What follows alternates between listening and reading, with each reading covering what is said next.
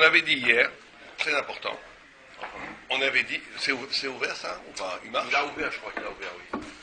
Il appuie sur un bouton au milieu. Ouais, bon.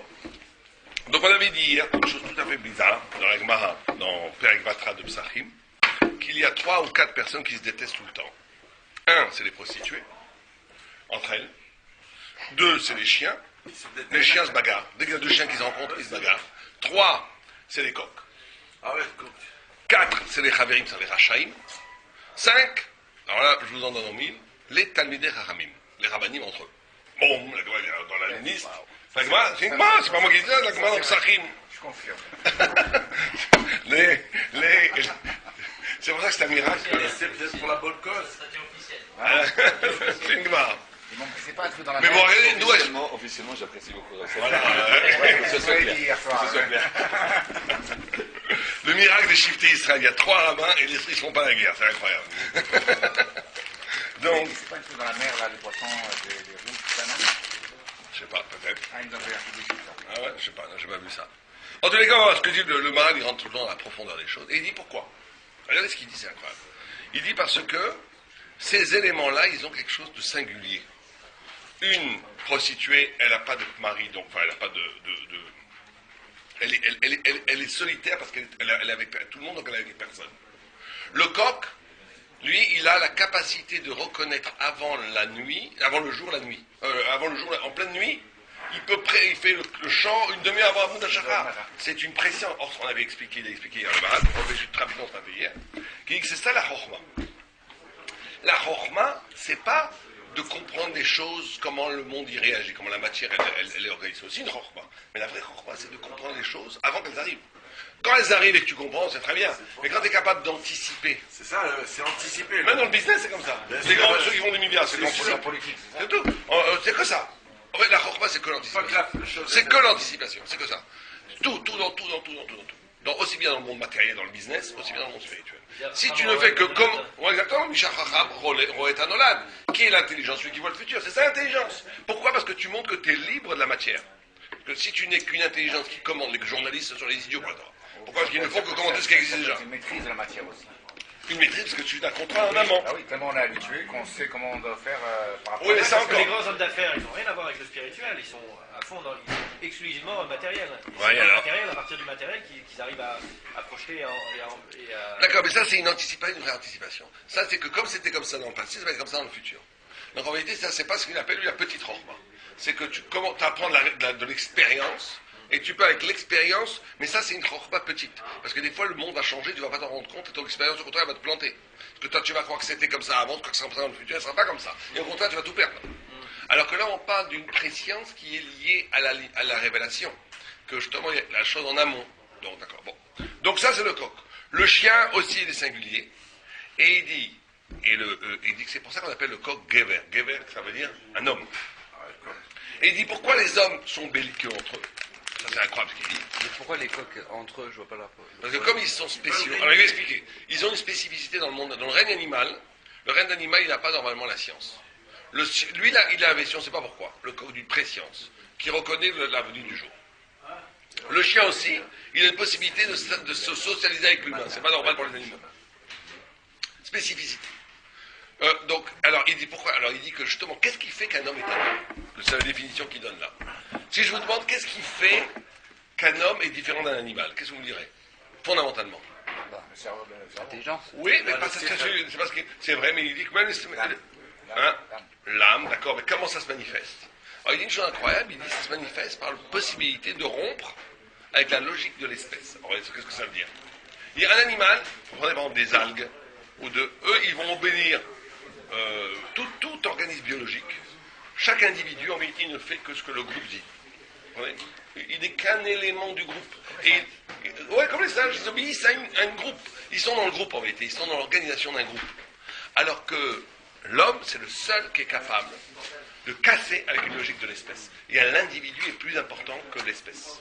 Un individu, il vient même de la campagne, il va pouvoir avoir après une carrière de scientifique. Il peut s'arracher complètement au monde. Quelqu'un qui monte qui crée d'ailleurs, c'est ça, comme ça que tu reconnais un individu fort. s'il ne fait que répéter ce que la famille lui a enseigné, Ça sert à rien. c'est pas que ça sert à rien, c'est peut-être bien, mais il naît, c'est un homme, on va dire, qui n'a pas de grande force en lui. Il ne fait que répéter ce qu'on lui a donné à la naissance. Alors qu'il y a une autre façon d'être qui est que tu affirmes une individualité. Or, c'est ça l'homme. L'homme, alors il dit, regardez comment il dit, on s'est arrêté là hier, et il dit, là, c'est là où il y a tout le danger, toute la grandeur, c'est que comme un homme, il se sent unique, plus quelqu'un est grand, plus il se sent unique. Il a été créé pour faire quelque chose d'unique, il n'y a que lui qui peut faire. Chacun est créé pour faire quelque chose qu'il n'y a que lui qui peut faire. Maintenant, qu'est-ce qu'il va faire, ça, maintenant? S'il pousse ça très loin, d'un côté, il peut transformer ça en violence. Pour ça, Gever, ça vient de Gover, ça vient de vaillance, de guerre. De guerre. Pourquoi? Parce qu'il va dire, non, moi je suis unique, donc tous les autres, ils doivent obéir. Sens supérieur. Exactement. Sens Moi supérieur. je suis unique. Donc tu vas pousser la logique où tous ceux qui contrarient tes projets, tu veux lui casser la tête. Tu comprends? Et ça, c'est le Yetzirah inhérent à l'homme. Parce que l'homme, il est gay, c'est pour ça qu'il dit comme ça qu'on ils disputent entre eux, ces gens-là. Parce qu'ils sont tous singuliers.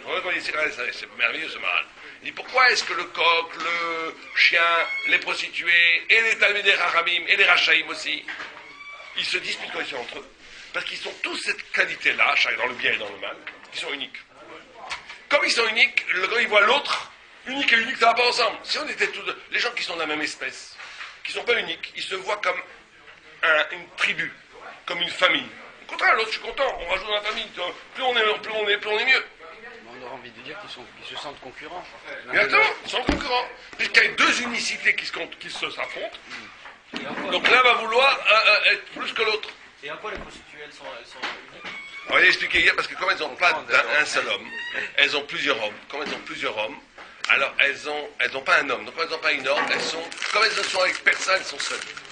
Comme ça avec tout le monde, pardon. Puisque comme elles sont avec, ça c'est un grand principe. Quand tu es avec tout le monde, t'es avec personne, t'es seul. Pourquoi le chien, pas le chat? Pourquoi j'en sais rien, pourquoi c'est comme ça. Mais on voit que comme ça, le chien, c'est le seul animal qui véritablement pactise avec l'homme. Il n'y en a pas d'autre. Le chat, vous pouvez avoir des chats chez vous, ils vont être sympas avec vous, manger, mais ils ne seront jamais. À un moment donné, ça va. À un moment donné, ils ne seront jamais avec vous. Le chien, c'est le seul à un moment donné qui va venir. Non, mais c'est plus que fidèle. Il va sentir vos émotions, il va être avec vous. Ben, le chien, il peut singer l'homme. Ça, on n'a jamais vu dans aucune espèce. Il est spécial par rapport à ça. Tous ces animaux-là ont quelque chose de spécial qui fait que leur spécificité fait qu'entre eux, ça ne va pas. Pourquoi? Parce qu'ils ne sont pas des individus. C'est des individus, on va dire. Ils ont la notion d'individualité. Tant qu'il y a la notion d'espèce, il y a les guerres entre les espèces. Mais il n'y a pas de guerre au sein de l'espèce. Les loups, ils ne font jamais la guerre entre eux. Ils vivent en meute, ensemble. Les singes aussi. Alors que les hommes, comme on est homme, parce qu'on rompt avec Aratem Tracham, il est absolument unique. Il a une façon de comprendre la Torah qui lui est propre, sa neshama s'épanouit dans la lumière de la Torah, qui fait qu'il comprend de façon absolument unique la Torah. Donc quand il voit c'est une autre unicité. Le Yetzirah premier, c'est de dire qu'est-ce qu'il veut, il y a une sorte de, il faut donc un dépassement de midot Torah, de lâcher soi de Dieu et tout ce que vous voulez, de mettre en branle toute une humilité. Mais c'est vrai que vous voyez deux grands êtres qui se rencontrent, il y a tout de suite de l'électricité, tout le temps. Parce que ces deux unicités, ils sont pas dans le loi de Pas l'espèce. complémentaire. Ouais, ils sont être complémentaires quand à un moment donné ils vont faire une lutte du savoir, chacun va dire ce qu'il pense, et que chacun va après dépasser cette lutte parce qu'il va apprendre de l'autre. C'est à ce moment-là qu'on arrive.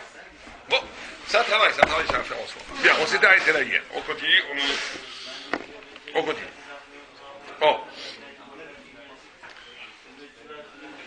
D'accord.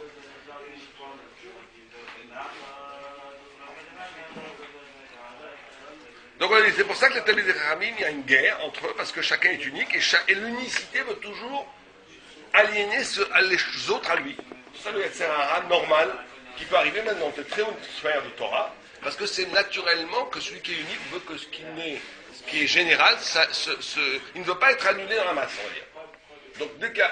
Donc il faut, la relation naturelle, c'est que l'autre le serve plutôt que... Et ça c'est le Yetzirah, il faut combattre. C'est un problème de quoi? De cavode? Voilà, justement, c'est un problème de kavod, mais qui se greffe sur quelque chose de profondément spirituel. C'est que toute personne qui tue la Torah, à fond, qui devient Tentra, il a développé à ce moment-là une âme thoraïque. Donc il y a une personnalité qui est Torah, qui est absolument propre, singulière. Donc maintenant, quand cette singularité, elle est faite pour imprimer sa marque, enseigner, diriger, par définition. Donc quand il rencontre un autre dirigeant, un autre... À ce moment-là, il va falloir que lui devienne matière pour prendre de l'autre. C'est contre sa nature, le Talmud Chacham. Et donc il y a une sorte de lutte. Alors, qu'est-ce qu'il faut faire? Il faut faire une rupture. Vous avez raison. Le but, c'est quoi? C'est qu'on... J'avais un arabe qui disait on doit tous Mais il a toujours appris de l'autre. Oh, il y avait un arabe qui disait on doit tous être melech et esclaves. On doit tous être rois et esclaves. On doit tous être rois. Voilà. Non, on doit tous être droits dans quelque chose. Même le plus le dernier des derniers, il doit être droit dans sa maison. Il doit être droit. Mais quand on est roi, tu dois le faire au nom de Dieu, pas despote. Tu fais la justice, la loi, la vérité, parce que c'est comme ça que Dieu veut. Il y a un moment où tu dois être droit, mais il faut être aussi esclave. Esclave, ça veut dire... Et même, on parle du plus petit au plus grand. Le Gaon de Vilna n'est pas plus grand que lui. Il n'est pas plus grand que lui. C'est le génie des génies des génies. Il s'est choisi un rabbi. Il lui a dit, tu me tapes dessus. Il a dit, un rabbi, tiens, il allait le voir une fois par semaine, il lui a dit, tu as un balgava, tu fais ça, il lui donnait sur la tête. Il avait besoin. Parce qu'il avait dit, moi je peux pas être que roi. Même le gadol adore. Il doit avoir quelqu'un sur lequel il doit écouter, qui se battait. Donc il faut les deux. Dans la vie, il faut les deux. Il faut en même temps roi et en même temps esclave. Les deux en même temps. Et si quelqu'un n'a pas ces deux dimensions, s'il n'a qu'une des deux, s'il n'est que esclave, il domine sur rien, il est toujours séparé, il n'est que matière. Il est façonné par leurs ordres. S'il n'est que roi, c'est pas bon non plus. Il faut les deux. Donc quand il y a deux Talmid Chacham qui se rencontrent, il faut un temps. La pulsion première, c'est la guerre. Parce qu'il y a deux façons de voir le monde. Il y a deux légitimités, deux unicités, deux personnalités tellement fortes. C'est pas la guerre de je te déteste. C'est que ce que tu dis, c'est pas bon, moi je sais pas pour moi. C'est toujours comme ça, c'est des guerres. Alors il faut un travail d'humilité. Il y avait Rav Chaim, quand il rencontrait Rav Rothenberg à l'époque de Pavé, il fallait voir comment ils se donnaient du kavod, c'était extraordinaire. Contre eux, ils avaient un kavod énorme. Parce que là, c'est des gens qui ont réussi à intégrer la notion de... La seule façon de parer à ça, c'est quoi, après vous? Comment on peut parer à ce Yatzerara de lutte entre les Talmid Chacham?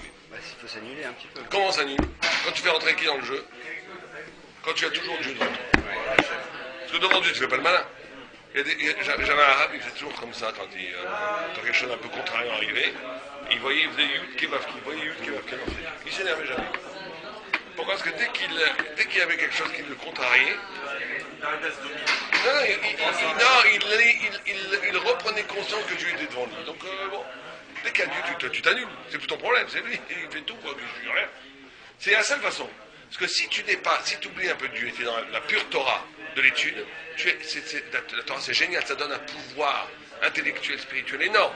Donc un autre qui arrive, tu dis c'est rigolo. Par définition, tu vas voir ça. Donc après, ici, tu vois que c'est pas rigolo, tu dis oui, d'accord, mais moi, donc il va y avoir des luttes d'ego, par définition. J'avais connaissé un très grand arabe qui disait à l'autre, avoue que tu ne sais pas. Et l'autre, c'est un grand arabe aussi. Il dit, ne commence pas à être un menteur, que tu me dis une tireuse bidon. Avoue que tu sais bien que je suis plus fort que toi. Et l'autre, il dit, comme ça, il lui disait devant nous. Mais c'était des très grands races, c'était peut-être un peu de l'ego, mais c'était, comment te dire, c'était comme des immenses, je sais pas moi, c'était tellement leur vie. Hein, c'est comme deux immenses patardines qui se rencontrent. C'était tellement leur vie qu'ils ne pouvaient pas supporter la moindre petite baratin. Tu sais pas, avoue que je suis plus fort que toi, dis-le. Comme ça, la seule façon d'éviter ça, c'est vraiment de dire En od milvado, Hachem, il n'y a qu'Hachem. En od milvado, sinon tu t'en sors pas. Naturellement, par définition, la Torah te donne un tel feu. Faut voir les chivotes, la guerre, moi je me rappelle, j'ai eu des discussions avec des gens, les gens sont venus voir, on a cru que vous allez vous entretuer. Guerre, quand t'es un peu plus jeune, on s'est un peu calmé. On étudiant les Tosfot avec Maot et tout, c'était la guerre, mais terrible, jusqu'au bout. Jusqu'à la mort. Un rab, quelqu'un m'a dit, est-ce que tu es prêt à mourir? Quelqu'un me disait comme ça, est-ce que tu es prêt à mourir si ce que tu dis est faux? Sur le pshat de Tosfot. Allez, non, Dieu, t'es prêt à mourir? Alors là, tu réfléchis 2 minutes, tu dis, attends. C'est ou la vérité ou la mort. Mais c'est comme ça les chivots, c'est comme ça que ça doit être. C'est le feu de la Torah. Mais ce feu de la Torah, il peut très facilement tomber dans des jeux d'ego. Il faut éviter ça, en od milvado. C'est la seule façon. Mais il explique le Maharal. Pourquoi? Parce que comme chacun est unique, l'unicité par définition veut dominer. Comme être homme, c'est rompre avec l'espèce, être homme, c'est cette capacité d'affirmer une individualité, ne plus obéir à une logique du général. Donc il y a forcément ce Yatzara. Mais puis on Rashi a expliqué, Zichrono les bras. Talmuda de Bavlaï, Gmara Shelanu, qui a ri de l'autre Rida qui a allé l'Eretz Israël Lilmod. Et puis Rabbi Yochanan de Amorim, chez Eretz Israël. Lo ayub bnei machloket. Alors c'est très bizarre. Vous savez que vous avez deux Talmuds. Le Talmud de Babylonie, qu'on a, que notre Gemara, et le Talmud de Jérusalem, qui a été écrit par Rabbi Yochanan et ses amis, et le Talmud de Babylonie, c'est par Ravina et Ravashi. Or, la Gemara nous dit, en Babel, c'était la guerre entre les Talmuds et les Talmuds. Alors qu'à Jérusalem, c'était la paix. Les Talmuds s'aimaient entre eux. Nochim, Zébazé. Ils étaient gentils l'un avec l'autre. Pourquoi? C'est le miracle de Israël. Or, alors il explique que dans le Bessanadrim, au Meishavim et Tatamim blokushiot. Tout le derrière du Talmud du Babli, c'est de kushia, tirout, questions, réponses, attaques, matkiflé, toujours une guerre du sens, une guerre de la vérité. Alors qu'à Jérusalem, ils étaient une forme de quiétude, zen, ils réfléchissaient, ils répondaient respect. Personne ne va contredire l'autre. C'est pas mal, ce que tu dis, c'est très bien. Aujourd'hui, on est tous babyloniens. Imaginez un vide. Ah, c'est très beau ce que tu dis. Je pourrais peut-être dire autre chose. Ah oui, c'est magnifique. Ça, en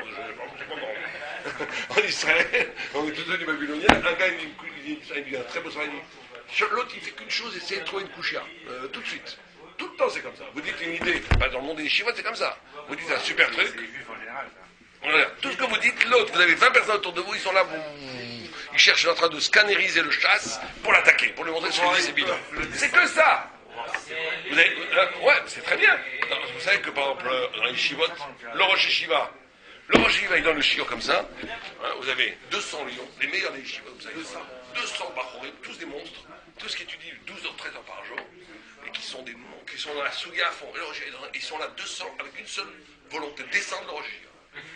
Et lui, c'est le feu. Il répond, c'est magnifique, magnifique. Mais c'est la guerre. C'est le volcan. Dans les grandes yeshivas, c'est pas ça. Ah, Jérusalem, il ne faisait pas comme ça. Jérusalem, le Rav, il disait le Dvar Torah, tout le monde disait magnifique. La paix. La paix. Bon, alors, en réalité, il y a deux voies dans la Torah. Il y a cette voie-là. La première voie gagnée, j'en ai pas vu dans les autres. Le respect, chacun se tait, chacun dit ce qu'il veut, je n'ai pas encore vu, ça n'existe pas chez nous. Mais il y avait deux voies. Parce qu'on est encore en Babylone. D'accord? Au Yeraka de Sanhedrin, on a vu. À chaque fois que c'est ta faute, tu nourris pas. Ken.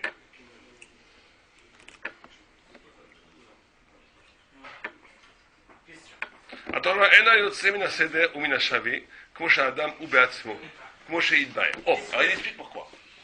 Il dit qu'en Eretz Israël, comme il y a la Kidusha, enfin, en vérité, ça devrait être comme ça. On voit qu'en réalité, aujourd'hui, on n'est pas vraiment en Eretz Israël, puisque c'est pas comme ça que ça se passe. Mais en Eretz Israël, la Torah, cette Torah qui sort par la guerre, elle sort que si elle sort à partir de qui? Qu'est-ce qu'on a expliqué? Le Talmud c'est qu'elle passe par le cheminement de l'homme. Or, l'homme, on a expliqué, comme chacun, quand il comprend la Torah, il la comprend de façon unique. Comme il la comprend de façon unique, et l'autre la comprend de façon unique, il va y avoir guerre, friction, opposition. Et chacun va être guévert, chacun va essayer de l'emporter sur l'autre. Mais en Eretz Israël, la Torah, elle vient de la Kedusha. C'est-à-dire que c'est un reçu. Pour moi, il y a deux façons d'étudier la Torah. Il y a une façon d'étudier la Torah où la Torah, elle part à Paris, et c'est très important, c'est très bien aussi, les deux sont bien. Il y a une partie de la Torah où tu as la conquête de la Torah à partir de toi, on va dire. Comment tu la comprends, toi? Et tu deviens absolument singulier, et c'est magnifique. Il y a une autre façon de recevoir la Torah, où la Torah, elle t'est donnée, tu la captes du ciel. Tu la captes du ciel. C'est plus toi. Là, il n'y a plus de combat. Toi, tu la captes comme ça, moi, je la capte comme ça. Et chaque captation est un émerveillement, et tout est magnifique. C'est pas juste respect. C'est que chacun reçoit la Torah avec une façon incroyablement spéciale, mais il la reçoit du ciel d'Akdoucha. Ça, c'était une autre façon d'étudier, presque contemplative. Ça, c'était Jérusalem. En Babylonie, comme ils étaient en galoute, qu'il n'y avait pas l'Akdoucha, donc chacun était un individu isolé, qui comprenait la Torah avec ses tripes, avec son cerveau, avec sa façon à lui de comprendre, et qui faisait que chacun arrivait à une vérité vraie, qui était personnalisée, donc il y avait combat. À Jérusalem, chacun recevait la Torah du ciel directement. Pas en passant par là. Et donc c'était deux modalités de savoir. Hein? Non, ça passait aussi par arabe. Il dit qu'il enseigne la Torah et qu'il obéissait aussi. Les gens, ils écoutaient bien la Torah de quelqu'un. Oui, tu as raison, mais ça veut dire que ça passait par un. Bien, c'était pas mystique, ça, le ciel s'ouvrait en deux et la Torah tombait sur la tête. Mais la façon dont ils étudiaient, c'était beaucoup plus intuitif, beaucoup plus de recevoir. C'était pas que les gens comprenaient à partir de de la recherche. C'était beaucoup plus une doucha. La Gemara dit qu'on voit qu'à l'époque, pour ça que le plus haut niveau de la Torah, c'est lequel? C'est la Kabbalah. Or, la Kabbalah, qu'est-ce que ça veut dire en hébreu? Recevoir.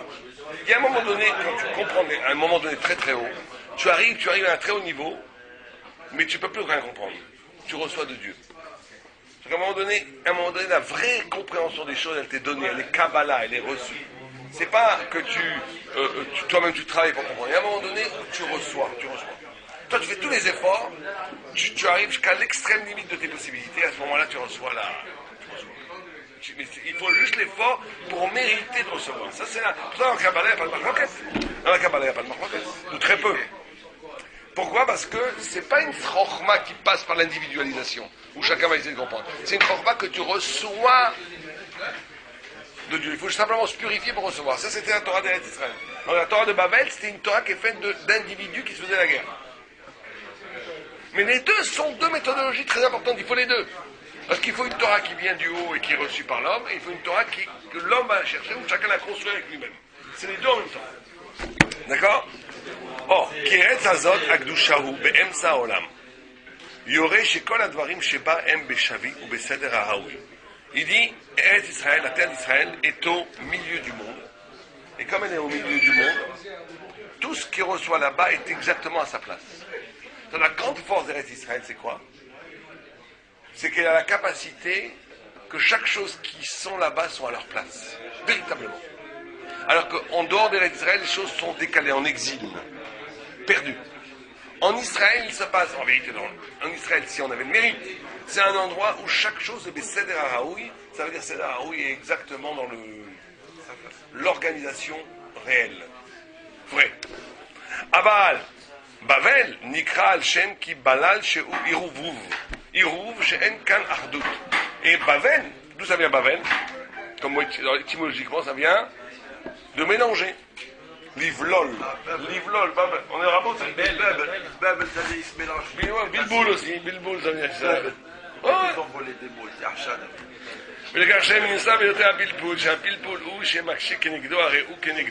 C'est pour ça qu'il dit qu'à Babel, il y avait beaucoup de pilpoul. Pilpoul, ça veut dire des luttes. Alors voilà, on pourrait dire, il te dit, tu pourrais croire. Donc il vaut mieux être jérusalémien. Puisque jérusalémien, tu reçois la lumière directement du ciel, chaque chose à sa place. Comme certains, moi je connais des gens dans les chivot à Jérusalem, ils essaient de reproduire ça. C'est des chivot, surtout séfarades de kabbalistes, qui sont des gens qui essaient de... Moi je considère qu'ils font une grave erreur, mais bon. Ils veulent pas étudier, parce qu'ils considèrent que c'est les Mabadel, la Gemara et tout, donc il faut Kabbalah toute la journée. Après moi c'est impossible. Tous les grands Talmud ils étaient des grands, tous les grands kabbalistes étaient aussi des grands talmudistes. Tu ne peux pas avoir de la Torah kabbalistique sans le Talmud, c'est impossible. La Talmud c'est la colonne vertébrale et les preuves que c'est véritablement, que c'est pas du bluff. Si tu dis que la Kabbalah, tu retombes très vite dans le bluff. C'est le bluff. Par contre, si tu es un grand talmudiste, tu dis la Kabbalah, là, ça te force. Là, c'est ce qu'il faut. C'est ce qu'il faut. Mais en tenant il dit, ne crois pas que le Bavli, ce soit un manque par rapport à Jérusalem. C'est pas grave. Enfin, il va expliquer pourquoi. Les deux sont formidables. Pourquoi? Il dit, Adraba, au contraire. Ou Ma'alal, quand la Ma'alot. Il dit, cette façon que les Babyloniens ont étudié, même si elle paraît moins sympathique, à première vue, que les Jérusalem, c'est peut-être la plus haut niveau. Pourquoi? Qui a pilpoul ou a sechel, ou madrega de liona alcool. Et il dit parce que le sechel, le pilpoul, la lutte, l'intelligence, la compréhension, les couchottes, c'est l'esprit. Et l'esprit, c'est la partie la plus haute qu'est dans l'homme. Alors que de recevoir la lumière comme ça, par une sorte de méditation, comme font les kabbalistes certains, c'est très beau. Mais à la limite, c'est même pas avec l'esprit que tu reçois ça. C'est, tu te purifies et Dieu te donne tout. Alors c'est bien, mais d'un autre côté, tu n'as pas activé toutes les... T'as pas transpiré, tu n'as pas non plus vu toutes les facettes des problèmes. Tu reçois les choses comme ça. Il y avait des rabbinimes, on va raconter, connaissait la halakha, mais ça la connaît pas. Incroyable. Moi, je connais il m'a dit là-bas, Sorab, il m'a dit, je ne me dirai pas le nom. Il connaissait rien, ou pas grand-chose. Mais chaque fois que je lui demandais une halakha, il venait juste. Bien sûr, c'était un saint. Un kadosh, non, pas un kadosh. Il pensait que ça devait être comme ça, et c'était toujours comme ça. Et il connaissait, mais quand tu demandais théoriquement, c'était pas un cas réel, il connaissait rien, pas la marette, mais c'était vraiment pas un grand Tamid-Chacham. Référence, si on lui demande des références, C'est rien du tout. Mais toute sa vie, pendant 50 ans, chaque fois qu'on lui demandait une halakha, ça tombait que c'était bon. Pile poil. Et il a déjà, ils connaissent tout sur la haut par cœur, chaque fois qu'on leur demande, ils n'ont pas le trou d'histoire. J'en connais aussi. Pourquoi? Parce qu'il faut une doucha. Donc il y a, c'est pas sechel ça, c'est doucha. Mais l'esprit, l'intelligence, etc., ça passe par le sechel. Donc Babylone, c'était le sechel. Ça veut dire l'intelligence pure. Avec ses défauts, avec ses grandeurs. Yerushalayim, c'était Kedusha, sainteté. La capacité de capter des choses, à la limite pas par les. Comment ça marche? Mais ce que j'appelle ça, c'est un Ishmaïla.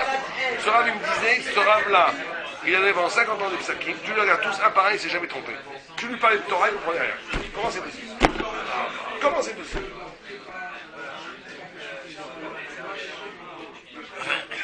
Parce qu'il avait l'esprit aussi droit, je pense. Il connaissait de l'intérieur la Torah. C'est-à-dire que tu as le droit de faire ça, il te disait oui ou non.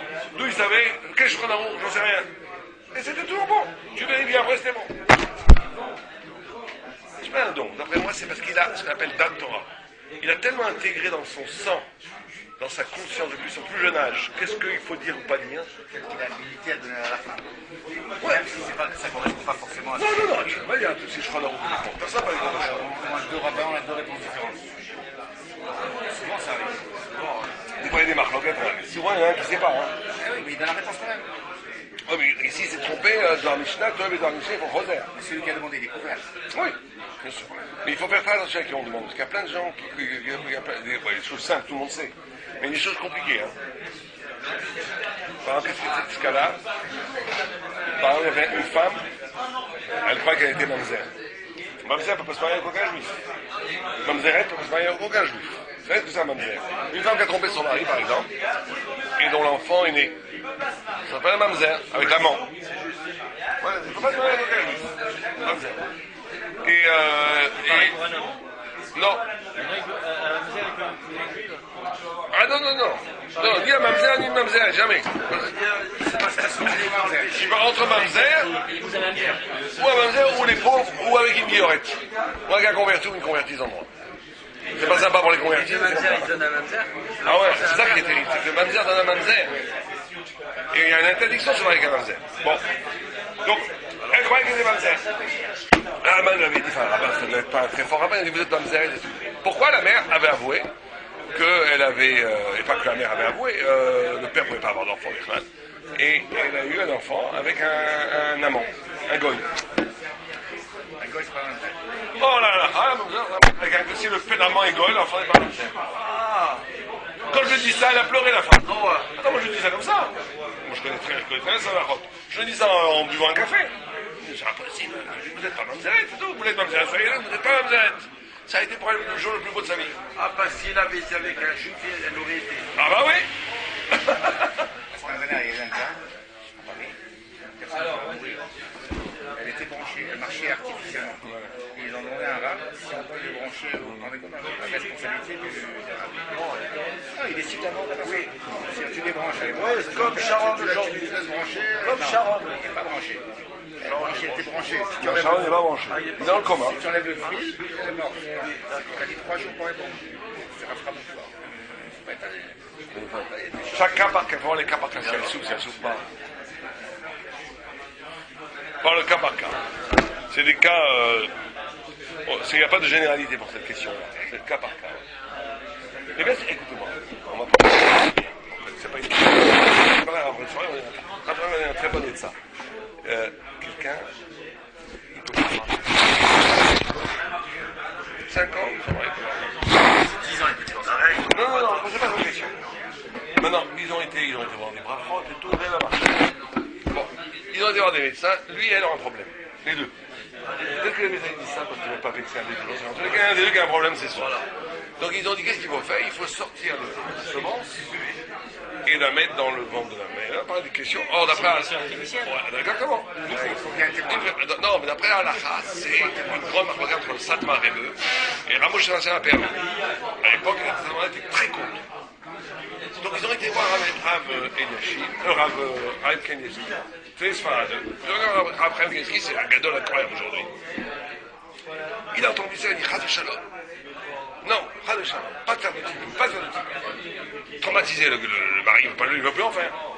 Le père de la femme et de la jeune fille m'appelle, il me dit écoute, mon Sfaradi, Raphaël Kanievski, c'est un grand Rav Ashkenaz, mais Rav Ovadia. Ah oui, Raphaël Kanievski, avec son nom, Kanievski, vous connaissez le Kanievski tunisien? Bon, alors, il n'a pas un cagoule à l'eau.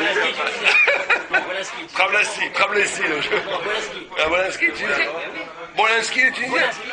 Alors, il a changé son nom. Il s'appelait Wallo. Bon, alors, le père, il me dit, le père de la fille, il veut pas, il veut des petits-enfants. Il a dit, mais nous on est Sfaradim, or Rabbi Yosef il permet. Donc on va l'appeler Rabbi Yosef. Donc si vous appelez, dites-lui ça. Alors regardez dans quelle situation on me met moi. Mais je dois dire, n'écoutez pas Raphaël Kanievski, comme genre n'écoutez pas Moshe Rabbeinu. Mais il n'y a pas de Sfaradi Ashkenaz dans ces questions-là. C'est ce que j'essaie d'expliquer. Est-ce que vous avez Ashkenaz? Parce que au hasard, Ravoisier, il n'a pas été possédé. Si c'est dans le Shulchan Aruch, d'accord, il n'y a pas. Il se trouve qu'il y a un rabbin Sfarad qui est grand que Ravoisier qui permet. Et un rabbin Ashkenaz qui est grand que Raphaël Kanievski qui est interdit. Mais c'est pas Sfarad Ashkenaz. Le médecin, tellement il a envie d'obéir. Il peut être tenté de prendre aussi, il fallait des témoins. Maintenant, un institut pour à Jérusalem, des rabbins, le chef de la c'est un rabbin avec un extraordinaire. Donc il garantit que c'est fait selon les règles. Le problème, c'est que, d'après Rabin, on n'a pas le droit d'avoir une zéra levatala. Oui, c'est ça. Même si c'est pour faire un enfant. C'est ça le problème. C'est un passage. C'est ça le problème. C'est Chayav Itabia des Shamaïm. C'est pour faire un enfant. Alors c'est pas ça, on rentre dans la marloquette. On rentre dans la marloquette. Rabbi Chanchin, il ne s'appelle pas les Vatala, puisque tu peux prendre ça pour le mettre un enfant. Le Rav Satma, le Vayael Moshe, lui dit non, ça s'appelle, au moment où tu le fais, il n'y a pas de billet, il n'y a pas d'extraction de la semence sans amour. Grande marloquette. Bon, on ne va pas rentrer dans cette marloquette aujourd'hui, c'est une marloquette. Mais lui, il a voulu mettre ça sur l'Ashkenaz. Ça n'a aucun rapport avec l'Ashkenaz, je vais expliquer, aucun rapport. Maintenant, comment vous répondez à une question comme ça? Si vous dites, non, Raphaël Kanievski a dit non. Il a dit non, tu vas contre le Gadol. Il faut parler contre le Gadol. Si tu fais le peureux, tu dis, si tu dis oui, faites, tu vas contre le Gadol. Si tu fais le peureux, tu dis, non, c'est peut-être dégoûtant et vous allez empêcher des enfants de naître. C'est très mouvement de responsabilité.